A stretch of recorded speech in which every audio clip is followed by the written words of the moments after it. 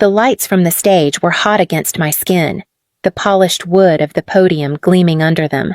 My name echoed through the hall. Rowena Mercer, and polite applause rose from the audience as I stepped forward to receive my MBA diploma. I smiled for the camera, holding the folder just as the photographer instructed, but my eyes drifted to the right. The row reserved for my family sat in plain view, empty. It shouldn't have surprised me. Still, the sight struck something deep, a hollow thud inside my chest. I'd held on to a faint, foolish hope that maybe this time would be different. Maybe they'd set aside whatever excuse they'd conjured up and show up for me. But the empty seats told the truth just like they had at every other milestone, in their absence. Memories filled the gap. My 16th birthday, when Brielle got a weekend trip to New York for a once-in-a-lifetime dance workshop while I got a store-bought cake left on the kitchen counter. My high school graduation, when my parents arrived late because they had to drive Brielle to a photo shoot. The scholarship dinner I attended alone because it's just a formality and they didn't want to take the evening off work. Brielle was 3 years younger, their golden child. Every one of her whims became a project the whole family rallied behind.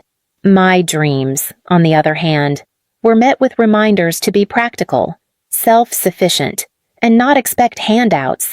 Toughen up, Rowena, my father used to say, as if resilience were a coat you could pull on at will. The dean's handshake lingered just long enough to pull me back to the present.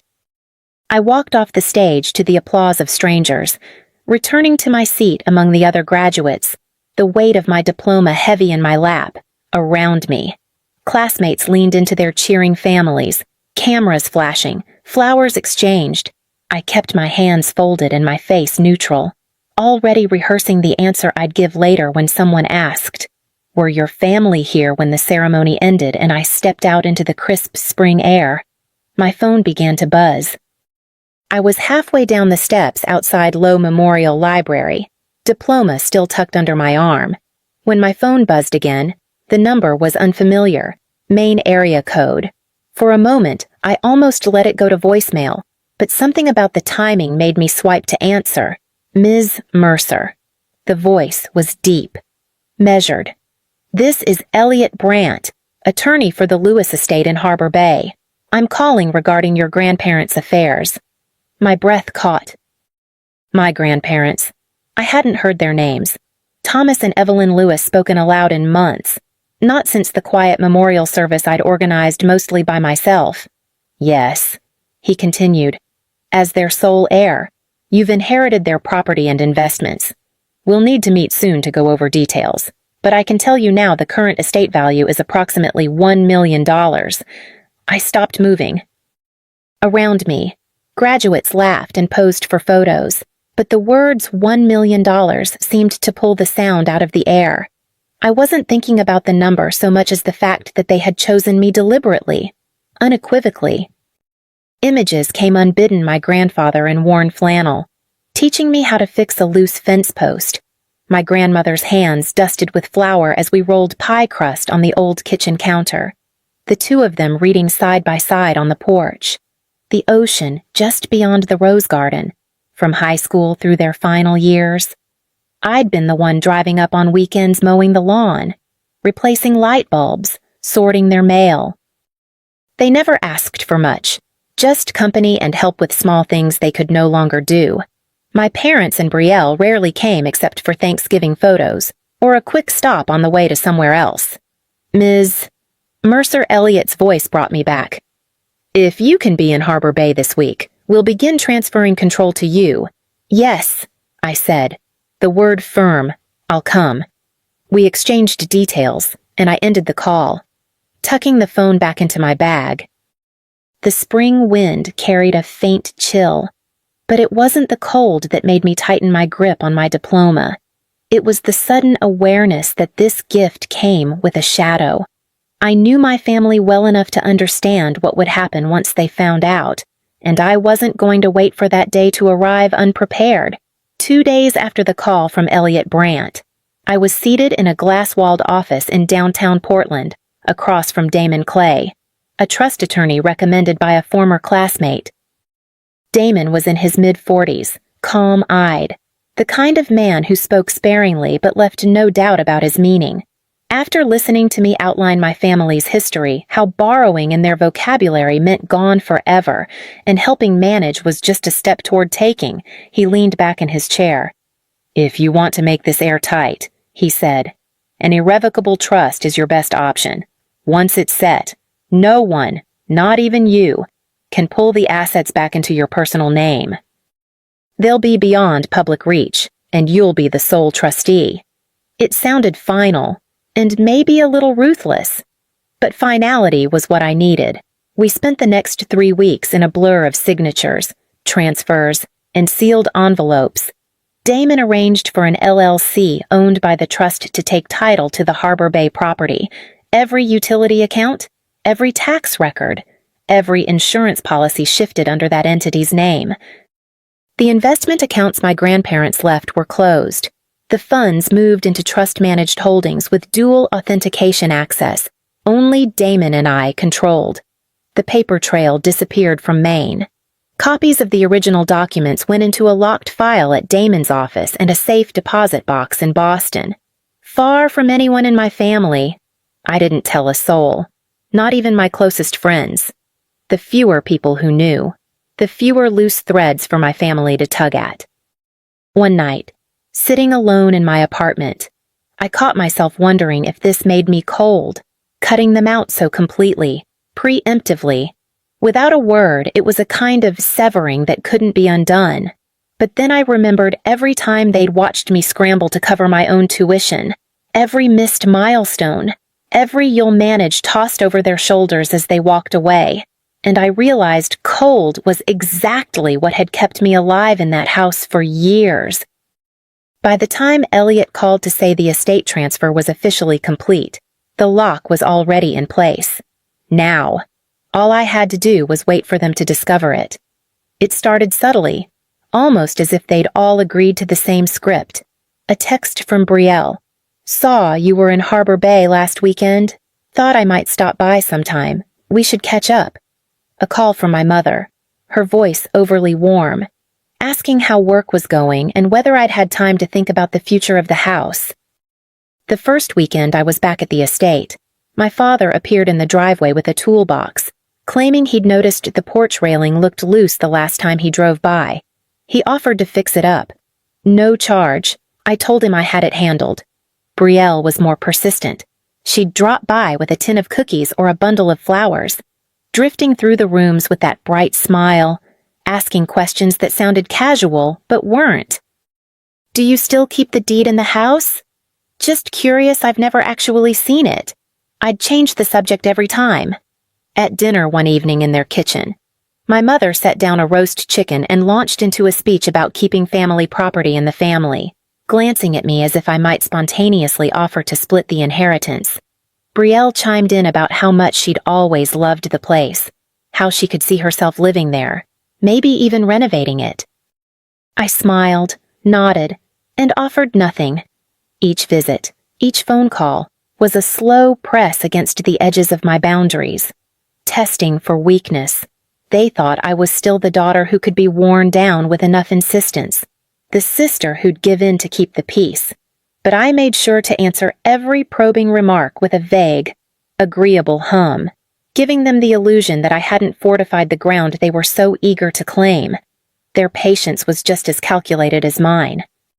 And I knew, eventually, one of us would decide it was time to make the next move. The morning air was sharp enough to sting my lungs as I swept a scatter of maple leaves off the porch. The ocean was restless that day, a low rumble under the steady cry of gulls. I'd just leaned the broom against the railing when a familiar black SUV turned into the drive, crunching over the gravel. Brielle stepped out first, hair perfectly tied back, her expression bright with the kind of confidence that usually meant she thought she'd already won. My parents followed my mother clutching a slim folder, my father moving with that slow, deliberate stride he used when he wanted to look in control. "Morning, Ro." Brielle called, striding toward me. "I just wanted to let you know. This house is in my name now. She said it in a single breath, like she couldn't wait to drop the news. Mom and Dad think it's best if you move out this week. I already have a potential buyer. I didn't flinch. Really? My father stepped forward, pulling a sheaf of papers from the folder. Your grandparents' will had an error. Technically, the property should have been left to both you and your sister. We've worked with a lawyer to correct it, and we've transferred title to Brielle so it's easier to manage. He held the papers out to me, as if expecting I'd take them with gratitude. I glanced down, at first glance. They could have fooled someone who didn't know what to look for a blue ink seal in the corner, signatures in looping script, but the seal design was wrong, the notary's stamp number incomplete, and the signatures shaky, inconsistent. Brielle smiled like a realtor about to close a deal. Don't worry, I'll handle everything. We can get movers here in a week. I let the moment stretch, watching the certainty in their eyes, storing every detail the date printed at the top, the name of the so-called notary, even the faint watermark that didn't match county records. I've heard you, I said finally, my voice even. Then I stepped back, letting them think they'd planted their flag. They left, looking satisfied. I stayed on the porch until the SUV disappeared, already knowing I wouldn't have to wait long for their next move. 2 days later, the crunch of tires on gravel came earlier than I expected. A white moving truck rolled up first, the black SUV trailing close behind. From the passenger seat, Brielle hopped out in a fitted tracksuit, phone in hand, eyes alight with anticipation. My parents followed my father with a fixed smile, my mother already gesturing toward the porch as if directing a stage play. Behind me, Mark Ellery, the county property official, stood in a neatly pressed navy suit, a leather folder tucked under one arm. We'd spoken the night before. He'd reviewed every document in the trust and agreed to meet here in person. Now he waited, silent and steady, while I folded my arms across my chest. The movers had barely made it to the walkway when they slowed, taking in the scene. My father tried to keep moving forward, papers in hand, but Mark stepped into view, opening his folder and withdrawing a document stamped with the county seal. Mr. and Mrs. Mercer. Ms. Brielle Mercer, he said, voice clear enough to carry to the truck. I'm here on behalf of the County Property Records Office. As of last April, this property was transferred into an irrevocable trust under the sole trusteeship of Ms. Rowena Mercer. Any transfer of ownership attempted after that date is legally void and may constitute fraud. Brielle blinked rapidly. Fraud. We corrected a mistake in the will. Mark didn't even glance at her. Our records show the paperwork you filed used an unlicensed notary and was processed through an out-of-state service flagged for fraudulent filings. This is your official warning. Any further attempt to claim this property without authorization will be referred for criminal investigation. The movers exchanged looks, then began backing toward their truck. My mother's lips pressed into a tight line. My father folded the papers slowly, as if buying time. Before turning sharply toward the SUV, Brielle lingered a moment longer, her expression hardening. You'll regret this, she said under her breath. I didn't answer. I didn't need to. When their engines faded down the road, Mark handed me my copy of the notice, his eyes steady. They won't forget this. Neither would I. And I knew the quiet that followed wouldn't last. 3 mornings after the porch confrontation, I found a thick envelope wedged in my apartment mailbox. The return address belonged to a law firm in Portland I'd never heard of, but the name on the line beneath was instantly familiar, Sylvia Mercer. Inside was a 4-page letter, printed on heavy cream paper. The language was polished, but the demands were anything but subtle. $150,000 in cash as emotional compensation, joint ownership of the Harbor Bay property with Brielle, and a monthly stipend until further notice to ensure the family's long-term well-being. The letter accused me of causing irreparable harm to maternal and sibling bonds by keeping the estate entirely in my name. I read it twice, then set it aside and reached for my phone. If they wanted to take this into the legal arena, I'd meet them there, Selena Voss agreed to see me that afternoon. Her office was on the 15th floor of a downtown building, the walls lined with framed trust and estate case victories. She listened without interrupting as I laid out the letter, the forged documents, and the attempted takeover at the house. Her response was immediate. We send a cease and desist, direct, documented, and final. They have no claim not with that trust in place. And we find proof of who filed those forged papers. Within 48 hours, the letter was on its way to my mother's attorney and her home address. It cited the trust's legal protections, warned against further harassment, and made it clear that any future attempts would trigger civil and potentially criminal action. Selena's investigator didn't take long to find the trail. The forged transfer had been submitted through a property filing service flagged in multiple states for fraudulent activity. The name attached to the submission Brielle Mercer. The notary seal number didn't exist in the state registry. Seeing it in black and white left me with a cold, steady anger. The county official's warning on the porch had been generous. They could have walked away. Instead, they doubled down. I left Selena's office with the report tucked in my bag, wondering if maybe this would be enough to stop them. But deep down, I knew my family too well to believe it was over. The first sign came from an unexpected place, a text from my cousin Maris. You need to hear this. She sent over an audio file, and my mother's voice filled my kitchen, low and deliberate. I don't want to speak badly about her, Sylvia said, but Rowena took advantage of Dad when he was weak. Everyone knows he wasn't thinking clearly when he signed those papers. Maris didn't stop there. Screenshots from a group chat followed, my mother spinning the same story to a circle of relatives, with Brielle chiming in about family fairness and hidden motives. A few cousins even piled on, speculating about me forging signatures, twisting the truth into something unrecognizable. I sent it all to Selena. She didn't hesitate. They're trying to turn this into a reputational war. If you let this stick, every move you make will be seen through that lens. We fight back with facts publicly. For 2 days. We built a 12-page statement of facts.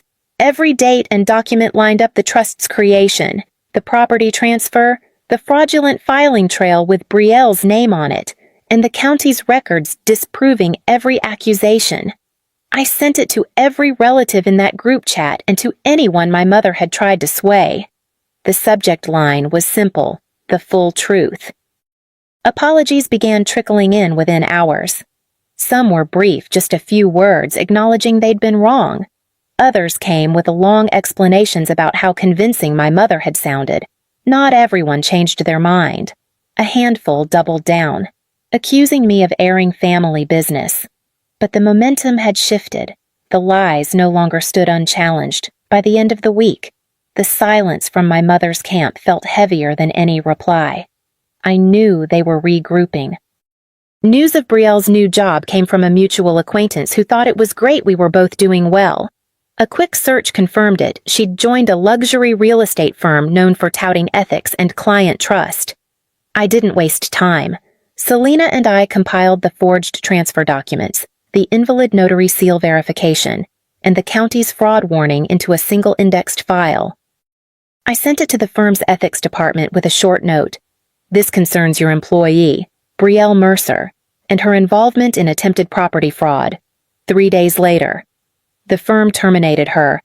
The case was forwarded to the state licensing board, which opened a formal review. That's when the counterattack came.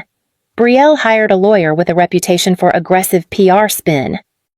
He framed my actions as malicious interference in a young professional's career, feeding sympathetic quotes to a local business blog. Selena was ready. We sent the licensing board certified copies of every court-stamped document, including the cease and desist letter, the investigative report tying the fraudulent filing to Brielle, and the county's statement from the porch confrontation. The board acknowledged receipt, confirming the evidence would remain in the case record. The PR noise fizzled once the facts were on the table. I could almost hear the silence from their side, tight, calculated, waiting for the next angle. I knew it would come, and I knew I couldn't afford to look away when it did. 2 months later, a plain white envelope arrived, the return address from a Salem law firm, inside. The letter was brief, all claims against me withdrawn, no further contact to be made except where legally necessary. I read it once, then folded it neatly and placed it in my file. No triumph, no gloating, just the quiet certainty that a chapter had closed. That weekend. I drove to Harbor Bay. The gravel road curved toward the house, maple leaves blazing in autumn colors, the sea stretching silver beyond. Inside. The air held the faint scent of aged wood and the lavender diffuser I'd left months ago. I walked through each room slowly, my hand brushing the red brick walls, the photographs, the worn armchair by the window. In the stillness, my grandfather's voice seemed to echo, "Protect what's worth keeping." I understood now he'd meant more than the property. It was my right to choose who could reach me, my ability to keep my dignity intact, my peace unbroken. On the porch, I looked out at the horizon until the light began to fade, knowing I would decide which doors stayed closed from here on.